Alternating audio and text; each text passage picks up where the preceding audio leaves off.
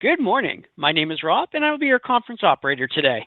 At this time, I would like to welcome everyone to Oscar Health's 2023 third quarter earnings conference call.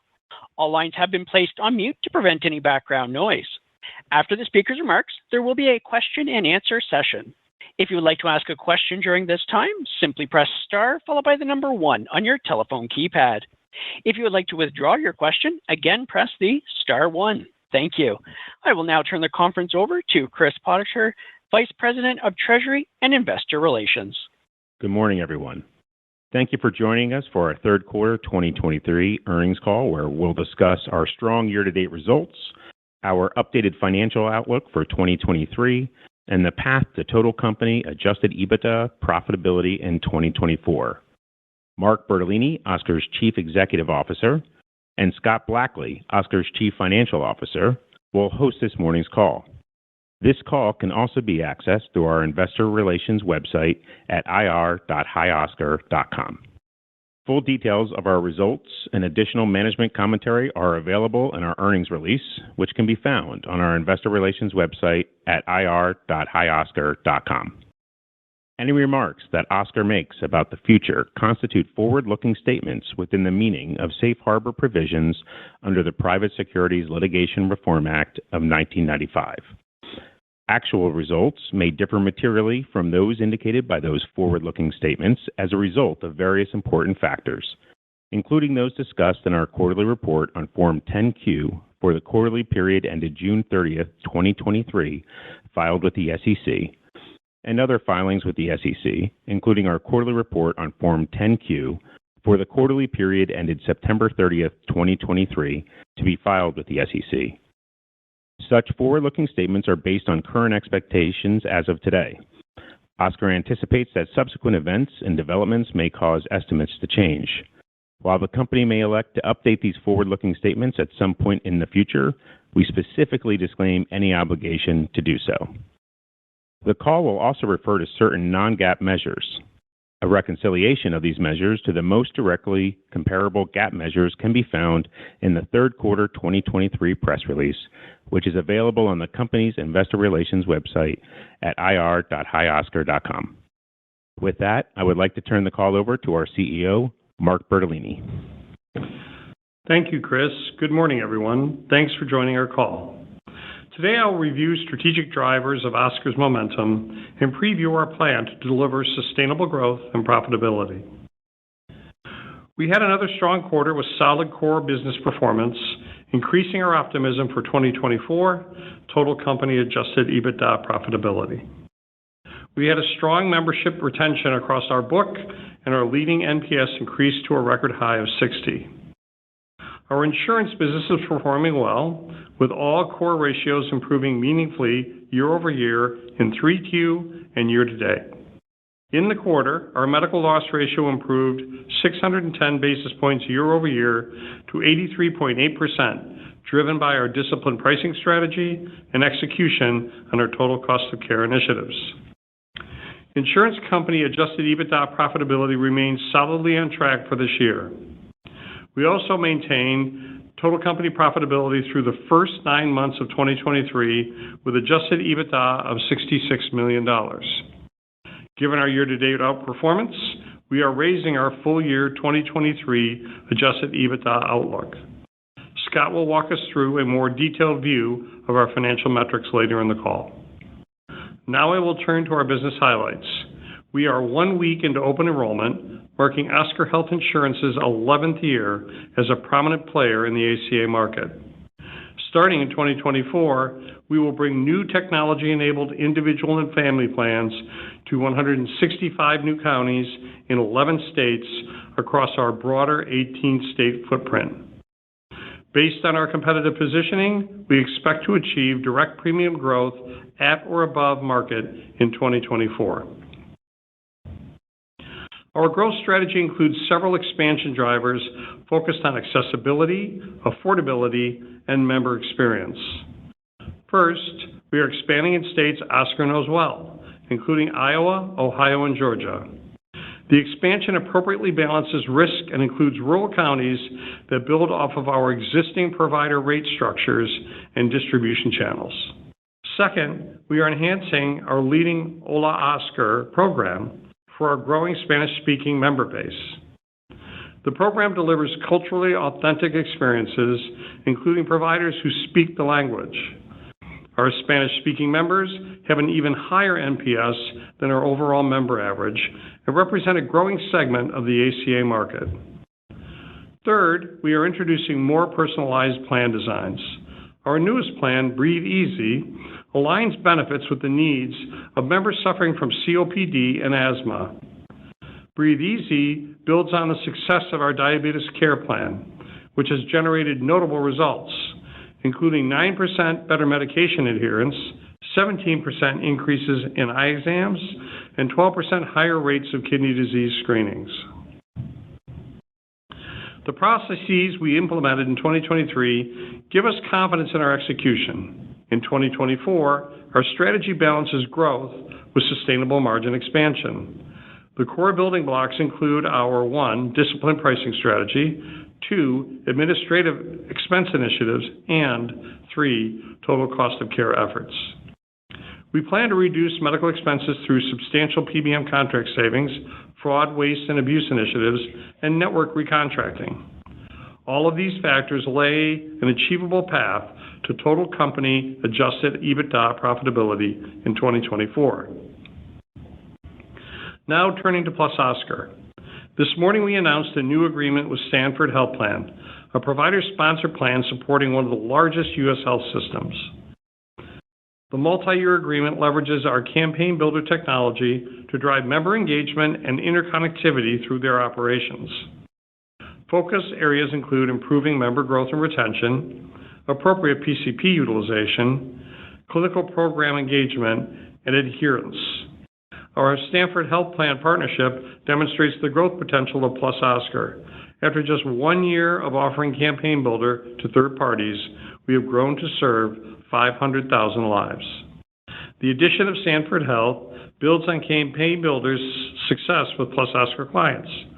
A recent example includes a large physician group in MSO where we initiated an annual wellness visit campaign, which successfully engaged approximately 86% of patients. That outreach drove a 10% increase in PCP utilization within 30 days of campaign execution. In addition, we continue to build new Campaign Builder features that integrate OpenAI for +Oscar clients and Oscar Health Insurance. These enhancements synthesize data from multiple sources to deliver high-frequency, personalized interventions and intelligently monitor for signals that route better care. These successes demonstrate the impact +Oscar is making to improve access and quality for Oscar Health Insurance and the potential to power the broader healthcare system. Looking ahead, our leadership team continues to evolve our strategy. Near term, we remain committed to our profitability targets. Longer term, we are focused on continued margin expansion. We have a strong operating plan that lays the groundwork for 2024 and sets us up for success in 2025.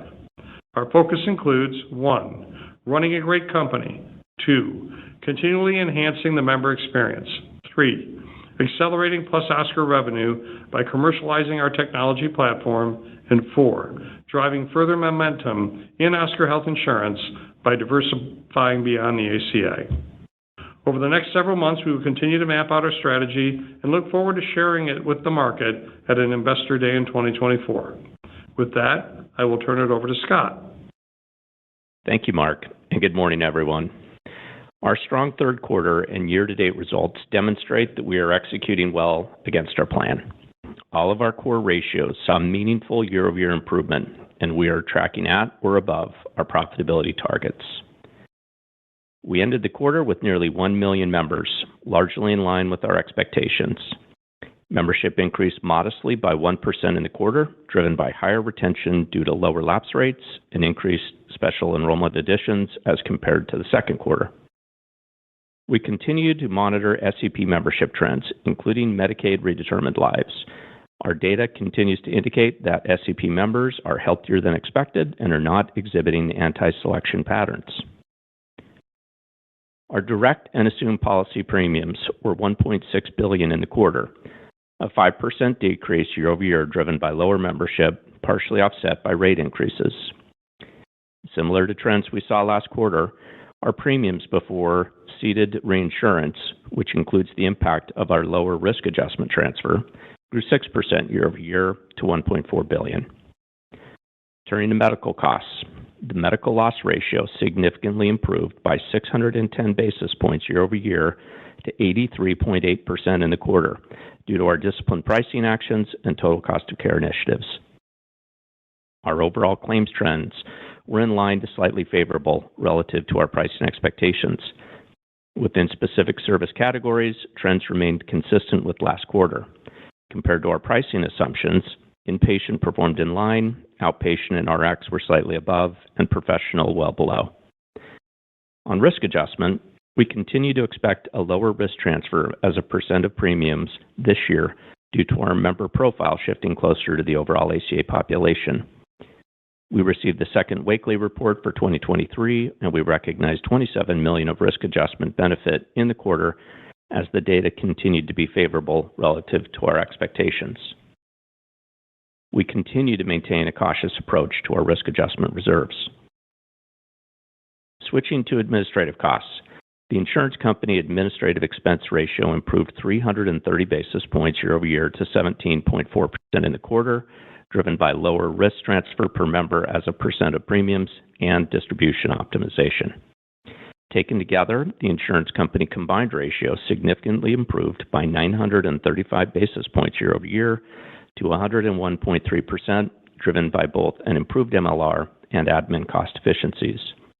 Year-to-date, the combined ratio significantly improved by 560 basis points to 97.6%, reflecting a consolidated profit across the insurance companies.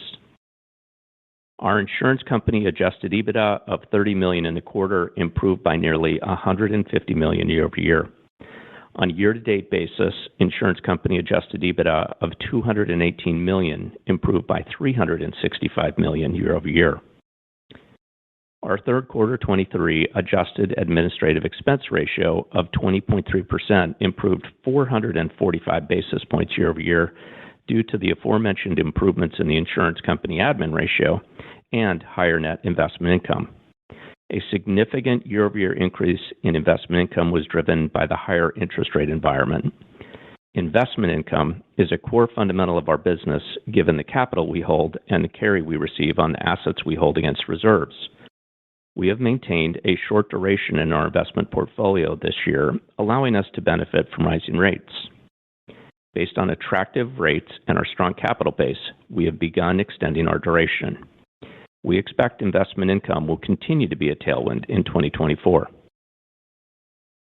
Our third quarter 23 adjusted EBITDA loss of $20 million improved by $140 million year-over-year. On a year-to-date basis, total company continues to be profitable with adjusted EBITDA of $66 million, a significant improvement of $340 million year-over-year. Our strong operating results to date position us well to deliver our total company adjusted EBITDA profitability target for 2024. Shifting to the balance sheet, we ended the third quarter with $2.6 billion of cash and investments, including $239 million of cash and investments at the parent. Recall the second quarter was expected to be a high watermark for both cash and investment income for the year as we paid out the 2022 risk adjustment transfer in the third quarter. Our capital position remains very strong. As of September 30th, 2023, our insurance subsidiaries had approximately $870 million of capital and surplus, including $320 million of excess capital, driven by strong operating performance through the first 9 months of the year. We continue to believe our excess capital positions us well to fund future growth and allows us additional opportunities to optimize our capital position over time. Turning now to updates on our full-year guidance. We now expect direct and assumed policy premiums will be at the high end of the $6.4 to $6.6 billion range. We continue to expect our MLR will be at the low end of the 82 to 84% range, representing a 330 basis point year-over-year improvement. We expect our insurance company administrative ratio will be near the midpoint of the 17 to 18% range, reflecting an improvement of 310 basis points year over year. Given the strong performance of our insurance business, we now expect our insurance company adjusted EBITDA will be a profit of approximately $155 to $165 million. We also expect the adjusted administrative expense ratio will be near the midpoint of the 20.5 to 21.5% range, reflecting a 380 basis point year-over-year improvement. Notably, we now expect our total company adjusted EBITDA loss will be in the range of $50 million to $60 million, representing a more than $400 million year-over-year improvement. Looking ahead to 2024, based on our competitive positioning, we expect to achieve direct premium growth at or above market in 2024. We also expect margin expansion driven by our total cost of care initiatives and its administrative savings related to automation and technology-driven improvements. As Mark mentioned, within total cost of care, we expect significant expense reductions from our new PBM arrangement, fraud, waste, and abuse initiatives, and network recontracting. At this point in the year, many of the actions to drive margin expansion next year have already been taken, providing a clear line of sight to achieving our target for total company adjusted EBITDA profitability in 2024. And with that, let me turn the call back over to Mark for closing remarks. Thanks, Scott. In summary, we had another great quarter, and we are on track to deliver a strong 2023. Oscar is disruptive and growing. Our solid performance year to date demonstrates the strength of our strategic direction. Notably, we expect significant insurance company adjusted EBITDA profitability this year, with a considerably lower total company adjusted EBITDA loss compared to 2022. These trends support our optimism for 2024 total company profitability. In Oscar Health Insurance, we continue to capture tailwinds in the ACA, reinforcing our belief that the individual market can be the market for everyone. In +Oscar, we are well positioned to serve as a technology solution for more of the healthcare ecosystem. Finally, I would like to thank our employees for delivering the Oscar magic to our stakeholders. It is a privilege to serve our nearly 1 million members. We could not do it without our team's commitment to our vision. With that, I would like to turn the call over to our operator for Q&A. At this time, I would like to remind everyone, in order to ask a question, press star, then the number 1 on your telephone keypad. We ask you please limit yourself to one question and one follow-up. Your first question comes from the line of Stephen Baxter from Wells Fargo. Your line is open. Hey, thanks. Good morning. So I know you only just entered open enrollment, but was hoping you could update us on your view of what you're expecting for market-level premium growth in 2024 that you're going to grow, at or above. And then just as a follow-up to that, I guess as the pricing data has become more completely available, for your competitors, how's your view of your competitive positioning evolved? It seems like a couple of the national players will be repricing for 2024, but you may have already been contemplating that in your thinking. Thank you. Thanks. On the first question, it's only a weekend, so we don't have a whole lot of data. We do track it every day. Trends look on target to having high teens membership growth and low 20s premium growth. So we would call it too early, but we are pleased so far. On the second point, our rates are all out. Yes, that's true. However, what is included in our rates this year are the notable total cost of care reductions we've created and also our operating efficiencies. So unless you look relatively over year, multiple years, you won't see the impact of our impact on leverage, operating leverage, and on total cost of care. So we're comfortable with our rates. Very comfortable. Yeah, and then just in terms of the competitors, I guess, has there been anything surprising in terms of what you've seen as their positioning has become more fully available for 2024? I think the big carriers, the big players, the carrier level action, they've actually retrenched and pulled back. We think the market overall is stable and rational. We've seen CVS Aetna increase their footprint to 4 new states. but they're less price competitive than they were in prior years. Centene remains in the middle of the market and modestly priced. United Healthcare is a new entry in Wisconsin only, but generally improving its competitiveness. And Blue Cross Blue Shield is probably the most aggressive group out of the group so far in the markets we serve.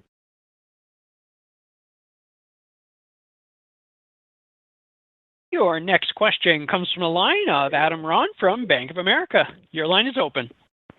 Hey, thanks for the question, guys. First of all, congrats on the major progress you've made this year. But that kind of goes to the first question I have, which is for the last 3 years, I think you've increased total company adjusted EBITDA margins around 800 basis points a year on my math, if you use the adjusted revenue. And so, with next year, you're targeting adjusted EBITDA break even. That would imply on the new guidance, roughly 100 basis points of adjusted EBITDA improvement. And so given the momentum you have coming out of this year, all the initiatives you've highlighted, all the tailwinds you've highlighted, 20% market growth next year, are there any headwinds we should think about in context of the margin improvement magnitude you've had over the last 3 years that should argue for a much lower rate of margin improvement? Thanks, Adam. We have not updated our guidance for 2024. We're in the midst of finishing our operating plan and presenting it to the board this week. So we'll have more guidance on that later, fourth quarter call.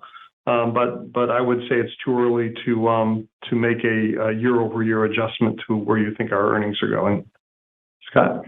Yeah, Adam, just a couple thoughts. So one, I appreciate you calling out the trajectory in those metrics because we think that really speaks to the company's strategy and plan. And, we are leveraging those same trends and the same set of activities that we've used to drive that trend, over the last several years to take us forward into 24. So, when we think about the things that we will see in 24, I think that, we're expecting, you talked about, being break even on adjusted EBITDA. We're expecting to be profitable on an adjusted EBITDA basis for the total company. We look forward to giving you some more clarity on, the exact amounts in the fourth quarter call. Thanks. And then a couple of clarifications. So you talked about risk adjustment related to 2022, and I think, one of your major competitors in Florida, there was, according to a CMS report, kind of had like a shortfall on the risk adjustment payments they were supposed to make, and there was a CMS report saying it was like $200 million in Florida alone, and two of your competitors took, kind of like reserve accruals, assuming that they wouldn't be collecting on those payments, and so I'm wondering if that flows through to you at all, and if you've already made an adjustment for that. So just a couple points, Adam. So in the quarter, we recognized $27 million of risk adjustment benefit related to 23. And with respect to risk adjustment, we are a payer, so we're not exposed to collection of receivables that others in the market are exposed to. So the issues related to some exiting carriers don't apply to us. Okay, great. And then my last question is, you pointed to $320 million, I think, of excess capital to subsidiaries. Do you think, a lot of companies talk about having excess capital, and I'm not sure if the goal is to run some amount of excess capital, but given that amount, do you feel comfortable with, if the market grows 20%, you grow 20%, that you can fund all of your statutory capital outlays through just that excess capital alone, or do you actually need a substantial portion to come from the parent? Thanks. Yeah, great question. And so, as I said in my talking points, we do think that our excess capital positions us to fund the growth next year based on our estimates. And not only do we have excess capital, but that excess capital is backed by our quota share reinsurance. So we don't fund 100% of the growth, and we will continue to use quota share next year, and we'll evaluate our total footprint. I think that there's a likelihood that we increase that modestly in certain states as opposed to taking it down. So I think that, at this point, we feel very comfortable that we have the right level of excess capital to support growth in most of the scenarios that we see. Great. Thank you so much.